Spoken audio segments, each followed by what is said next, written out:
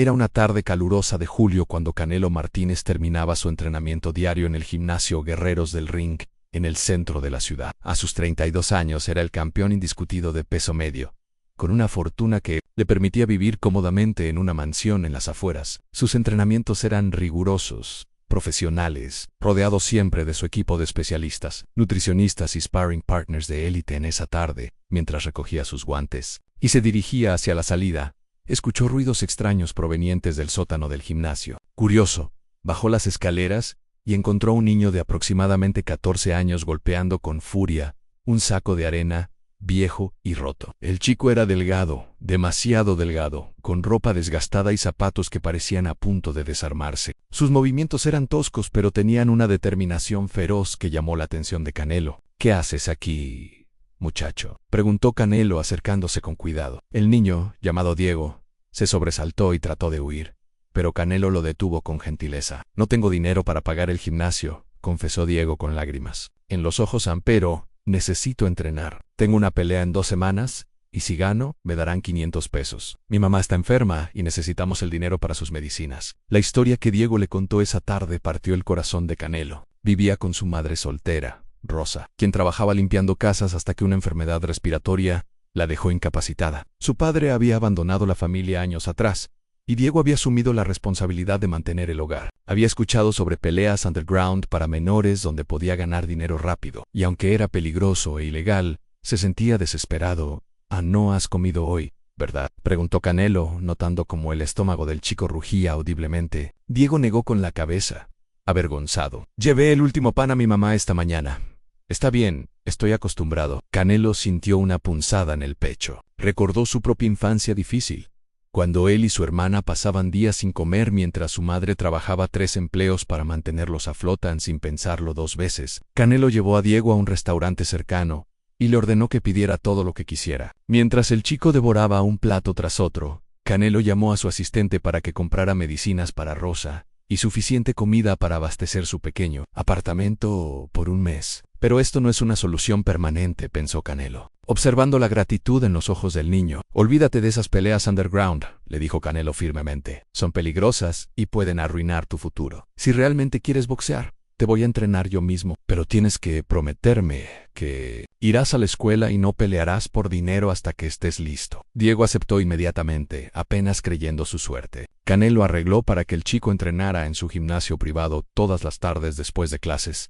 La noticia de que Canelo estaba entrenando gratuitamente a un niño pobre se extendió rápidamente por el barrio. Pronto, otros miembros de la comunidad quisieron ayudar. El dueño de una tienda de deportes donó equipo de entrenamiento. Un médico local se ofreció a tratar a Rosa sin costo. Una maestra jubilada comenzó a dar tutorías gratuitas a Diego para que no se atrasara en sus estudios. Sin embargo, no todos aprobaban lo que Canelo estaba haciendo. Algunos críticos en los medios deportivos argumentaban que estaba perdiendo el tiempo con casos de caridad en lugar de enfocarse en su propia carrera. Su promotor estaba preocupado de que estas distracciones afectaran su rendimiento en el ring. «Tienes contratos millonarios esperando», le recordaba constantemente. «No puedes salvar a todos los niños pobres del mundo». Después de 6 meses de entrenamiento intensivo, Diego había transformado completamente. No solo había ganado músculo y mejorado su técnica, sino que sus calificaciones escolares habían mejorado dramáticamente. Canelo había arreglado para que participara en competencias amateur legítimas, donde había ganado varios torneos locales. Todo parecía ir perfectamente hasta que llegó una nueva crisis. Rosa sufrió una recaída grave de su enfermedad y necesitaba una cirugía urgente que costaría más de 100,000 pesos. El seguro médico público tenía una lista de espera de 6 meses, tiempo que Rosa no tenía. Diego, desesperado, volvió a considerar las peleas underground, pero esta vez por una suma mucho mayor y más peligrosa. Canelo se enteró de los planes del chico justo a tiempo para detenerlo. En ese momento, Canelo tomó la decisión más heroica de su vida. Canceló una pelea millonaria que tenía programada para la semana siguiente, sacrificando una bolsa de 5 millones de pesos para poder concentrarse completamente en ayudar a la familia de Diego. Usó su propio dinero para pagar la cirugía de Rosa y contrató a los mejores especialistas del país. Su promotor se enfureció, amenazando con demandarlo, pero Canelo no se inmutó con su madre en recuperación y su futuro asegurado gracias a una beca educativa que Canelo había conseguido Diego finalmente tuvo la oportunidad de participar en el Campeonato Nacional Juvenil. Era su oportunidad de demostrar que todo el sacrificio había valido la pena. La noche de la pelea, el gimnasio estaba lleno de gente del barrio que había seguido la historia de Diego y Canelo. Diego peleó como un campeón esa noche, aplicando cada técnica que Canelo le había enseñado, cada lección sobre disciplina y perseverancia que había aprendido durante meses de entrenamiento. Ganó por nocaut en el quinto round, y cuando levantó los brazos en victoria, toda la multitud se puso de pie. Canelo, llorando de orgullo desde la esquina, sabía que había tomado la decisión correcta. La historia de Canelo y Diego se convirtió en inspiración internacional. Documentales fueron hechos sobre su relación mentor-estudiante. Canelo recibía reconocimientos no solo por su habilidad en el ring, sino por su humanidad fuera de él. Estableció una fundación para ayudar a jóvenes atletas de familias de bajos recursos, y Diego se convirtió en su primer embajador oficial cuando cumplió 18 años después. Cuando Diego ya era un boxeador profesional exitoso, y Rosa había recuperado completamente su salud, reflexionaban sobre cómo un simple acto de bondad había transformado múltiples vidas. Canelo había demostrado que ser un verdadero campeón significaba mucho más que ganar peleas. Significaba usar tu posición para levantar a otros y crear un legado que trascendiera el deporte en continuando la historia. Pero el verdadero desafío apenas comenzaba. 3 años después de aquel encuentro en el sótano del gimnasio, Diego había crecido no solo físicamente sino en reputación. A los 17 años, era considerado una de las promesas más brillantes del boxeo juvenil latinoamericano. Sin embargo, el éxito trajo consigo tentaciones y presiones que ni Canelo ni Diego habían anticipado. Los promotores internacionales comenzaron a acechar. Ofertas millonarias llegaban semanalmente, prometiendo convertir a Diego en una estrella mundial si firmaba contratos exclusivos que lo alejarían de Canelo y de su educación. El chico es una mina de oro, le decía constantemente Roberto Villanueva, un promotor sin escrúpulos conocido por explotar a jóvenes talentos. ¿Por qué desperdiciarlo en la escuela cuando podría estar ganando millones? Diego, ahora con la confianza que dan los triunfos consecutivos, comenzó a cuestionar las decisiones de Canelo. Todos mis amigos del gimnasio ya son profesionales, se quejaba una tarde después del entrenamiento. Están ganando dinero real mientras yo sigo estudiando álgebra. Mi mamá ya está bien. Ya no necesitamos caridad. Las palabras dolieron a Canelo más de cualquier golpe que hubiera recibido en el ring. La situación se complicó cuando Rosa, completamente recuperada y trabajando nuevamente, comenzó a presionar para que Diego aceptara alguna de las ofertas profesionales. Canelo ha hecho mucho por nosotros, le decía a su hijo, pero ahora debemos pensar en nuestro futuro. Con el dinero que podrías ganar, podríamos comprar una casa, asegurar tu futuro, el mío. La gratitud se estaba transformando en ambición, y Canelo veía cómo se alejaba la familia que había llegado a considerar como propia en una noche. Canelo recibió una llamada desesperada de Rosa. Diego había desaparecido. Había dejado una nota diciendo que se iba con Roberto Villanueva a Estados Unidos para firmar un contrato profesional. No puedo seguir siendo una carga para Canelo, decía la carta. Es hora de que haga mi propio camino. Canelo sintió como si le hubieran arrancado el corazón sin pensarlo 2 veces. Canelo canceló todos sus compromisos y voló a Las Vegas, donde había rastreado la ubicación de Diego a través de contactos en la industria. Lo encontró en un hotel lujoso, rodeado de promotores, abogados y mujeres que claramente estaban ahí para impresionar al joven. Diego parecía perdido, abrumado por un mundo que no entendía completamente. ¿Qué haces aquí?, preguntó Diego, tratando de sonar más seguro de lo que realmente se sentía. Vine por ti, respondió Canelo simplemente, porque eres como mi hijo, y los padres no abandonan a sus hijos cuando toman decisiones estúpidas. La conversación que siguió duró hasta el amanecer. Canelo no trató de convencer a Diego de que regresara. En cambio, le contó historias de jóvenes boxeadores que habían sido destruidos por firmar contratos prematuros, por sacrificar su educación y desarrollo personal por dinero rápido. Al final, fue Diego quien tomó la decisión. Rompió el contrato preliminar, devolvió el dinero del adelanto y regresó a México con Canelo. Pero el daño a su relación estaba hecho. La confianza se había fracturado y ambos sabían que tendrían que trabajar duro para reconstruirla. De vuelta en México, Canelo tomó una decisión radical. Estableció un programa formal de desarrollo integral para jóvenes boxeadores de familias de bajos recursos. No solo se enfocaría en el entrenamiento físico, sino en educación financiera, desarrollo personal y preparación para la vida después del deporte. Diego se convirtió en el primer estudiante oficial del programa, pero ahora como un ejemplo de los peligros y tentaciones que enfrentaban los jóvenes talentos en el programa, llamado Campeones de Vida. atrajo la atención de la UNESCO y organizaciones internacionales de desarrollo. Canelo había creado algo único, en un modelo que combinaba desarrollo deportivo con educación integral y valores familiares. Jóvenes de toda Latinoamérica comenzaron a solicitar ingreso al programa. Sin embargo, el verdadero test llegó cuando Diego cumplió 18 años y finalmente pudo firmar contratos profesionales legalmente. Esta vez, las ofertas eran aún más tentadoras. HBO quería televisar sus peleas. Grandes marcas deportivas ofrecían contratos de patrocinio. Pero Diego, ahora más maduro y educado sobre la industria, tomó decisiones diferentes.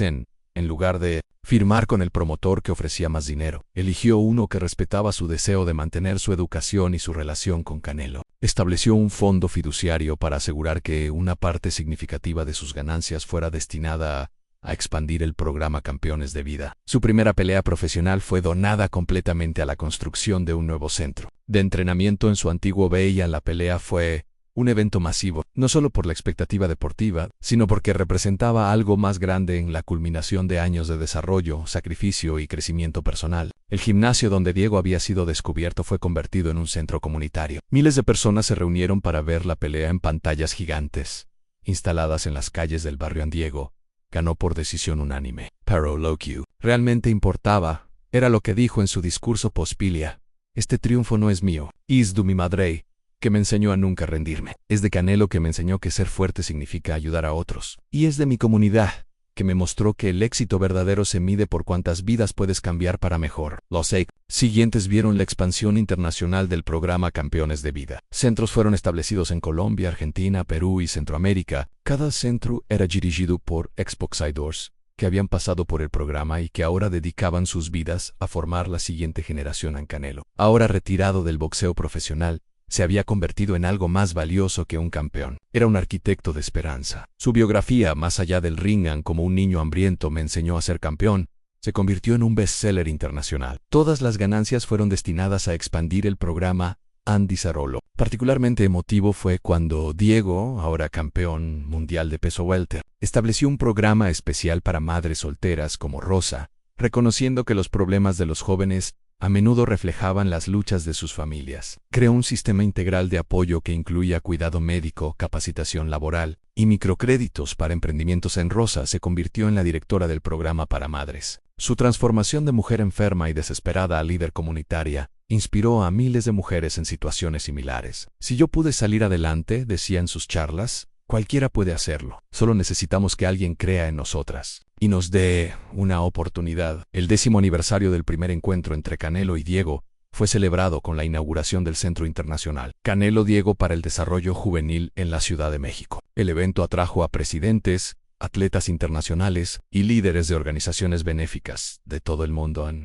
Pero quizás el momento más significativo fue cuando Diego, ahora padre de 2 hijos, trajo a su hijo de 7 años al mismo sótano, donde todo había comenzado. Aquí fue donde conocí al hombre que cambió nuestras vidas, le explicó al niño, y donde aprendí que los verdaderos campeones no son los que ganan peleas, sino los que levantan a otros cuando están caídos. El programa había evolucionado más allá del boxeo. Ahora incluía fútbol, atletismo, natación y otros deportes, pero siempre con el mismo enfoque integral. Más de 10,000 jóvenes habían pasado por los programas, y las estadísticas eran impresionantes. 95% completaban la educación secundaria, 78% continuaban estudios superiores, y menos del 2% tenía problemas con la ley. A una investigación universitaria sobre el impacto social del programa reveló algo extraordinario. En los barrios donde operaba Campeones de Vida, los índices de criminalidad juvenil habían disminuido en un 60%. Las tasas de embarazo adolescente habían bajado un 45%, y los niveles de educación habían aumentado dramáticamente. En Canelo recibió numerosos reconocimientos internacionales, incluyendo el Premio Nobel de la Paz por su contribución a la reducción de la violencia juvenil y la promoción de la educación. En su discurso de aceptación, habló sobre Diego. En este premio no me pertenece. Pertenece a un niño hambriento que me enseñó que la verdadera fortaleza viene de servir a otros. 15 años después de aquel encuentro en el sótano, Diego había establecido su propia fundación en Estados Unidos, llevando el modelo Campeones de Vida a comunidades latinas en Los Ángeles, Nueva York y Chicago. Su éxito como boxeador había sido impresionante, múltiple campeón mundial, millones en ganancias, pero su orgullo real venía de los cientos de jóvenes que había ayudado a transformar en un día. Mientras visitaba el centro original en México, Canelo recibió una llamada que lo transportó al pasado. Era de un trabajador social que había encontrado a una niña de 12 años, entrenando sola en un gimnasio abandonado. Se llama Esperanza, dijo la voz al teléfono. Sus padres murieron en un accidente, vive con su abuela enferma, y dice que ¿quiere ser boxeadora? Para ganar dinero para medicinas. Canelo sonrió, sintiendo que la historia estaba a punto de repetirse. Llévala al centro, dijo, y asegúrate de que cene bien esta noche. Mientras colgaba el teléfono, miró una foto en su escritorio en él y Diego el día que se conocieron, ambos más jóvenes, más ingenuos, sin idea de cómo ese momento cambiaría no solo sus vidas, sino las de miles de otros. San Diego, ahora en sus 30 años y considerado uno de los atletas más respetados del mundo, había anunciado recientemente su retiro del boxeo para dedicarse completamente al trabajo social. En su conferencia de retiro dijo: gané muchos cinturones en mi carrera, pero el título del que más orgulloso estoy es el de mentor. Canelo me enseñó que el verdadero campeonato de la vida no se gana en el ring, sino en los corazones de las personas que ayudas. El legado continuaba creciendo. Universidades habían creado cátedras sobre el modelo Canelo Diego para el desarrollo social a través del deporte. Gobiernos implementaban políticas basadas en sus métodos. En los barrios más pobres de docenas de países, jóvenes en situaciones desesperadas encontraban esperanza, oportunidad y la posibilidad de transformar no solo sus propias vidas, sino las de otros. En la historia que había comenzado con un niño hambriento y un campeón compasivo se había convertido en un movimiento global, demostrando que los actos más heroicos no siempre suceden bajo las luces brillantes de los estadios, sino en los momentos silenciosos cuando decidimos extender la mano a alguien que necesita ayuda. Y en algún lugar de la ciudad, una niña llamada Esperanza entrenaba con determinación, sin saber que su historia estaba a punto de comenzar, y que había personas dispuestas a creer en ella, a invertir en su futuro, y a enseñarle que ser campeón significaba mucho más que ganar peleas, significaba ganar la oportunidad de cambiar el mundo. Una vida a la vez, el círculo se completaba, pero la historia nunca terminaba. Cada nueva generación traía nuevas oportunidades de heroísmo, nuevas chances de transformación, nuevas posibilidades de demostrar que el amor y la compasión pueden triunfar sobre la pobreza y la desesperación. Canelo, ahora en sus 50 años, había encontrado su verdadera vocación. No era solo entrenar campeones de boxeo, sino formar campeones de vida, personas que entendieran que su éxito verdadero se mediría por su capacidad de levantar a otros, de crear oportunidades donde no las había, y de demostrar que ningún niño debería pelear con hambre literal o metafóricamente. Cuando hay adultos dispuestos a actuar con heroísmo genuino en la llegada de Esperanza al centro marcó el inicio de una nueva era para el programa Campeones de Vida. A diferencia de Diego, que había llegado como un adolescente desesperado, Esperanza era una niña de 12 años con una determinación férrea que impresionó incluso a los entrenadores más experimentados. Su historia era desgarradora. Huérfana, tras un accidente automovilístico, vivía con su abuela de 80 años que sobrevivía con una pensión mínima. No quiero caridad, fueron las primeras palabras que Esperanza le dijo a Canelo cuando se conocieron. Quiero entrenar, quiero ser la mejor, y quiero ganar suficiente dinero para que mi abuela nunca más tenga que preocuparse por nada. Sus ojos brillaban con una intensidad que Canelo reconoció inmediatamente. Era la misma llama que había visto en Diego 15 años atrás. Pero Esperanza presentaba desafíos únicos. Como niña en un deporte dominado por hombres, enfrentaba obstáculos adicionales. Muchos en el mundo del boxeo dudaban de la sabiduría de entrenar seriamente a una niña tan joven. Las niñas no pueden boxear como los hombres, comentaban los escépticos. Es demasiado pequeña, demasiado frágil. Canelo y Diego, ahora trabajando juntos como co-directors del programa, vieron esto como una oportunidad para revolucionar también el boxeo femenino. Contrataron a las mejores entrenadoras mujeres del mundo, adaptaron las instalaciones para incluir programas específicos para atletas femeninas, y comenzaron a desarrollar un modelo que podría servir de ejemplo para otras niñas en situaciones similares. En la transformación de Esperanza fue meteórica. En 6 meses, no solo había dominado los fundamentos del boxeo, sino que había desarrollado un estilo único que combinaba velocidad, inteligencia táctica y una resistencia extraordinaria. Sus entrenamientos se convirtieron en espectáculos que atraían a visitantes de todo el mundo, incluidos ejecutivos de televisión deportiva y representantes de marcas internacionales. Sin embargo, el verdadero desafío llegó cuando Esperanza cumplió 14 años. Un día después del entrenamiento se acercó a Canelo con una expresión seria. Mi abuela está empeorando, le confesó. Los doctores dicen que necesita un tratamiento muy caro. Sé que usted me ha enseñado a ser paciente, pero no tengo tiempo. No he recibido ofertas para peleas profesionales underground. Podrían pagarme lo suficiente. El corazón de Canelo se hundió. Era como revivir la historia de Diego. pero esta vez con una niña aún más joven y vulnerable. Esperanza, le dijo con firmeza, esas peleas podrían destruir tu futuro. Salud, tu vida, no hay otras maneras. Pero la niña tenía una determinación que rayaba en la terquedad. Con respeto, señor Canelo, usted no entiende. Es mi abuela, Ana, es todo lo que tengo. Esa noche Canelo convocó una reunión de emergencia con Diego y el consejo directivo de la fundación. La situación de Esperanza había puesto en evidencia una falla en su sistema. ¿Qué pasaba cuando las crisis familiares eran tan urgentes que no podían esperar el desarrollo gradual que promovía el programa? Diego propuso una solución radical. Vamos a crear un fondo de emergencia familiar, sugirió. No solo para casos médicos, sino para cualquier crisis que pueda empujar a nuestros jóvenes hacia decisiones desesperadas. Canelo estuvo de acuerdo, pero sabía que esto era solo el síntoma de un problema más grande. La pobreza sistémica que enfrentaban las familias de sus estudiantes en la decisión llevó a la creación del Programa Integral de Apoyo Familiar, que incluía no solo ayuda de emergencia, sino también programas de capacitación laboral para padres y tutores, microcréditos para emprendimientos familiares y un sistema de seguros de salud para toda la familia de cada estudiante del programa.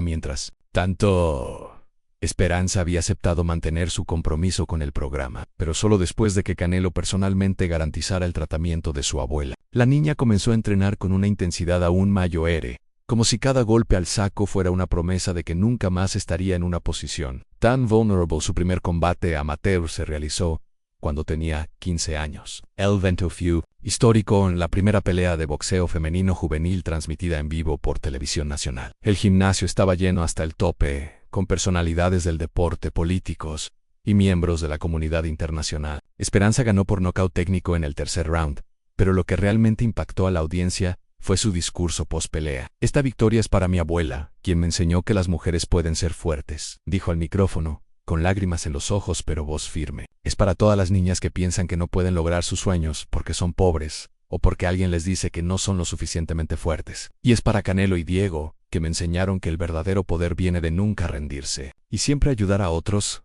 El impacto fue inmediato. Niñas de todo el continente comenzaron a inscribirse en programas de boxeo. Federaciones deportivas revisaron sus políticas hacia el boxeo femenino juvenil. Marcas internacionales empezaron a invertir en el desarrollo del deporte femenino. Esperanza se había convertido no solo en una atleta prometedora, sino en un símbolo de empoderamiento femenino. 3 años después, cuando Esperanza tenía 18 años, se enfrentó a una decisión que ecoaba la experiencia de Diego en ofertas millonarias para convertirse en profesional inmediatamente. Continúa su desarrollo gradual dentro del programa. Pero esta vez, las cosas fueron diferentes. Había aprendido de la experiencia de Diego en lugar de dejarse llevar por las emociones o la presión externa. Organizó una serie de reuniones con expertos financieros, abogados deportivos y psicólogos para tomar la decisión más informada posible. Involucró a Canelo y Diego en el proceso, pero dejó claro que la decisión final sería suya. He decidido convertirme en profesional, anunció en una conferencia de prensa, pero bajo mis propias condiciones. Su plan era revolucionario. Se convertiría en profesional. Puro donaría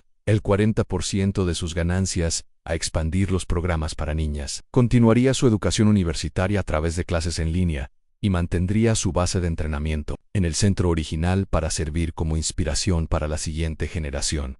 Su primera pelea profesional fue un evento global. Transmitida en más de 100 países, la pelea no solo rompió récords de audiencia para boxeo femenino, sino que recaudó fondos masivos para programas de desarrollo juvenil. Esperanza ganó por decisión unánime, pero más importante, demostró que era posible ser un atleta de élite mientras se mantenía fiel a los valores de servicio comunitario. En el éxito de Esperanza, inspiró una nueva evolución del programa Campeones de Vida. Canelo y Diego realizaron que habían subestimado el potencial del deporte femenino para generar cambio social. Expandieron el programa para incluir no solo boxeo, sino también otras disciplinas donde las mujeres podrían destacar en artes marciales mixtas, atletismo, natación y deportes de equipo. La división Esperanza del programa se enfocó específicamente en empoderar a niñas y jóvenes mujeres a través del deporte. Incluía no solo entrenamiento atlético, sino también educación, liderazgo, empoderamiento económico y defensa personal. Los resultados fueron extraordinarios en las participantes.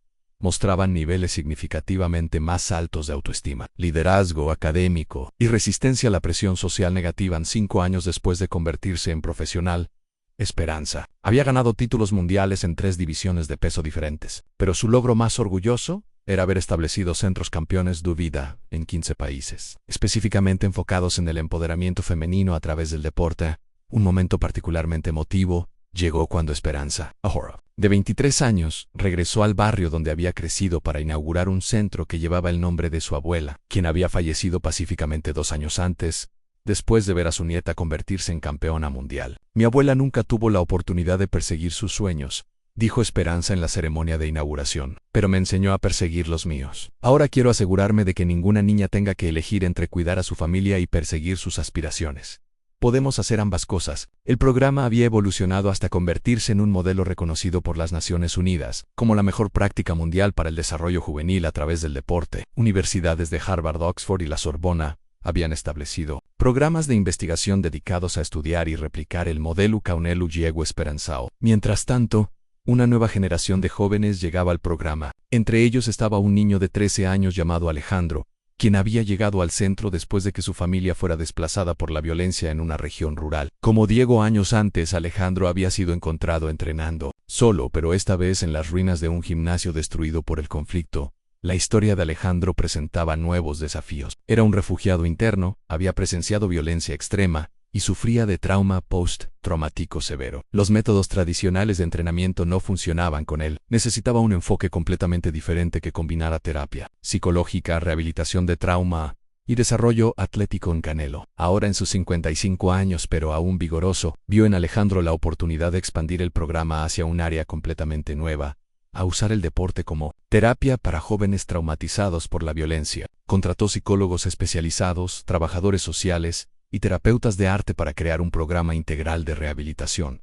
El proceso con Alejandro fue lento y difícil. Había días en que el niño no podía entrenar porque los recuerdos traumáticos lo paralizaban. Otros días, su ira era tan intensa que tenía que ser calmado antes de poder participar en cualquier actividad. Pero gradualmente, a través de la combinación de terapia, deporte y el apoyo incondicional de la comunidad del centro, Alejandro comenzó a sanar. Diego, ahora padre de 3 hijos y considerado uno de los mentores más efectivos del programa, tomó un interés especial en Alejandro. Vi algo de mi propia desesperación en él, explicaba, pero también vi la misma determinación que me salvó. Solo necesitaba ser canalizada de manera diferente. La transformación de Alejandro fue documentada por un equipo de investigadores de la Universidad de Stanford, que estaban estudiando el impacto del deporte en la recuperación de trauma. Los resultados fueron tan prometedores que llevaron al desarrollo del protocolo de recuperación atlética para trauma juvenil. QPOST fue adoptado por organizaciones humanitarias internacionales.